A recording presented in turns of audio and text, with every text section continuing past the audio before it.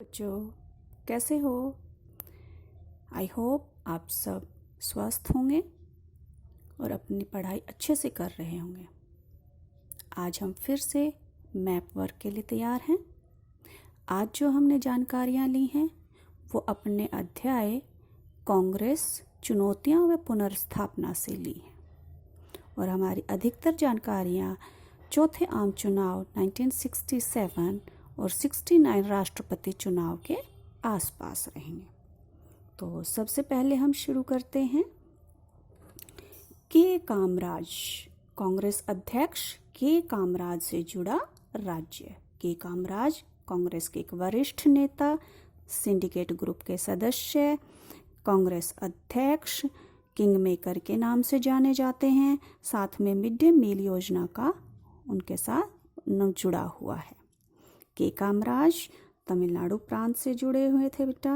ये हमारा तमिलनाडु और के कामराज जो है तमिलनाडु से जुड़े हुए थे।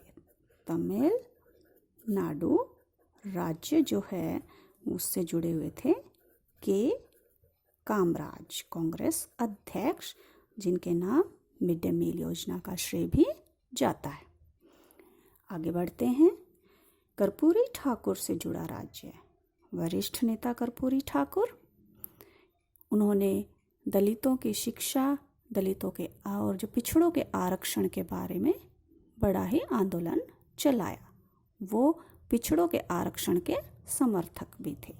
कर्पूरी ठाकुर से जुड़ा हुआ राज्य बेटा हमारा है बिहार। कर्पूरी ठाकुर बिहार राज्य के मुख्यमंत्री पद पर भी रहे। ये हमारा बिहार राज्य है। एक तरफ उत्तर प्रदेश है, एक तरफ झारखंड है, एक तरफ पश्चिम बंगाल है और एक तरफ इसकी सीमाएं हमारे पड़ोसी देश नेपाल के साथ लगती है। बिहार और बिहार राज्य जो है वो कर्पूरी ठाकुर से जुड़ा राज्य। तो हमने जाना कर्पूरी ठाकुर जिन्होंने पिछड़ों के आरक्षण की सिफारिश भी की थी। राष्ट्रपति वीवी गिरी, आप जानते हैं 1969 राष्ट्रपति चुनाव में वीवी गिरी एक निर्दलीय उम्मीदवार के रूप में राष्ट्रपति का चुनाव लड़ते हैं और कांग्रेस इंदिरा के समर्थन से वो भारत के राष्ट्रपति भी बनते हैं। तो वीवी गिरी राष्ट्रपति पद पर बैठे। वीवी गिरी से जुड़ा हुआ राज्य कौन सा है बेटा? वीवी गिरी का जन्म पहले मद्रास प्रेसिडेंसी के हिस्से में हुआ था, लेकिन उनका जन्म स्थान अभी उड़ीसा प्रांत में है बेटा। और उड़ीसा कहाँ है हमारा? उड़ीसा जान लेते हैं, पश्चिम बंगाल के नज़दीक, झारखंड के नीचे, छत्तीसगढ़ के पास छूता हुआ, फिर उसके बाद कुछ हिस्सा आंध्रा से लगता हुआ। ये जो हिस्सा भारत का दिखाई दे रहा है बेटा, ये है उड़ीसा प्रांत, उड़ीसा। और वीवी गिरी जो है वो उड़ीसा से जुड़े हुए थे। वीवी गिरी भारत के राष्ट्रपति जो है जुड़े हुए थे उड़ीसा प्रांत से। तो उड़ीसा की पहचान पश्चिम बंगाल, आपके झारखंड, आपके छत्तीसगढ़ और आंध्र प्रदेश के साथ इसकी सीमाएं लगती हैं। उड़ीसा की सबसे आसान पहचान पश्चिम बंगाल के साथ इनकी सीमा लगती है। पश्चिम बंगाल के साथ और समुद्री तटरेखा के साथ उड़ीसा प्रांत। आगे बढ़ते हैं। 1967 में ही एक विचार आया था बेटे, गैर कांग्रेसवाद। और गैर कांग्रेसवाद का विचार देने वाले नेता थे समाजवादी नेता राम मनोहर लोहिया। राम मनोहर लोहिया ने ही नेहरू के खिलाफ भी मोर्चा खोला था। और राम मनोहर लोहिया किस राज्य से जुड़े हुए थे? उनसे जुड़ा हुआ राज्य था बेटा उत्तर प्रदेश। राम मनोहर लोहिया किस राज्य से जुड़े हुए थे? उत्तर प्रदेश राज्य से जुड़े हुए थे। उत्तर प्रदेश राज्य जहाँ से लोकसभा की सबसे ज़्यादा सीटें भी आती है। ये राज्य है हमारा उत्तर प्रदेश। इससे पहले भी हमने जाना है कि उत्तर प्रदेश और राम मनोहर लोहिया, लोहिया से जुड़ा हुआ राज्य, जवाहरलाल नेहरू से जुड़ा राज्य, शास्त्री जी से जुड़ा हुआ राज्य, राजकुमारी अमृत कौर से जुड़ा हुआ राज्य, रफ़ी अहमद किदवई से जुड़ा हुआ राज्य उत्तर प्रदेश। अर्थात भारत की राजनीति में उत्तर प्रदेश का बड़ा योगदान है। आगे चलते हैं हम डीएमके, जिसका गठन 1949 में हुआ था और इनके संस्थापक थे सी नटराजन अन्नादुरई। सी नटराजन अन्नादुरई डीएमके के संस्थापक।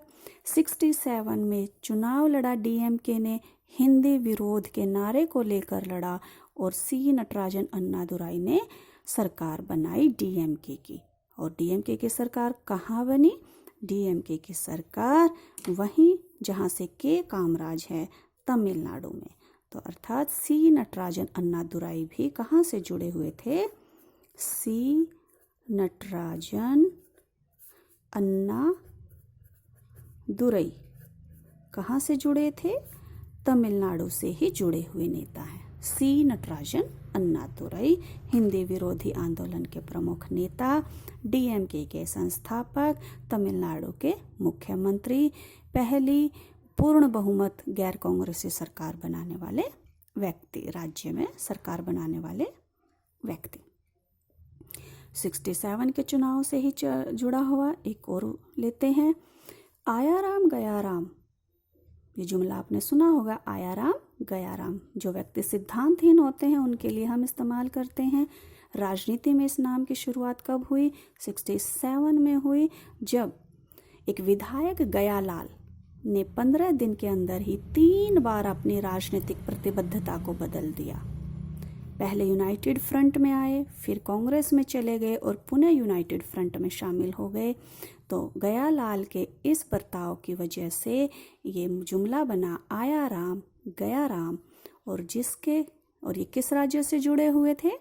ये जुड़े हुए थे हमारे राज्य, उत्तर भारतीय राज्य हरियाणा। देशों में देश हरियाणा, दूध दही का खाना।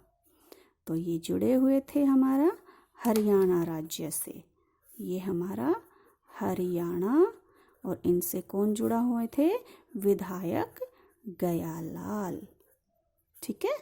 और जिनके जुमला जुड़ा हुआ था आया राम गया राम, और ये बेटा दल बदल प्रवृत्ति से जुड़े हुआ था कि जो व्यक्ति अपनी प्रतिष्ठा, अपने सिद्धांतों पर टिके हुए नहीं रहते हैं, दल बदलो। अब हम फिर आ जाते हैं 1969 के ही राष्ट्रपति चुनाव के ऊपर। 1969 में राष्ट्रपति पद के लिए कांग्रेस के आधिकारिक प्रत्याशी नीलम संजीव रेड्डी से जुड़ा राज्य। आप सब जानते हैं कि 1969 में डॉक्टर जाकिर हुसैन की अचानक मृत्यु के बाद भारत में राष्ट्रपति चुनाव कराए गए और इस चुनाव में कांग्रेस ने अपने आधिकारिक प्रत्याशी के रूप में नीलम संजीव रेड्डी को खड़ा किया।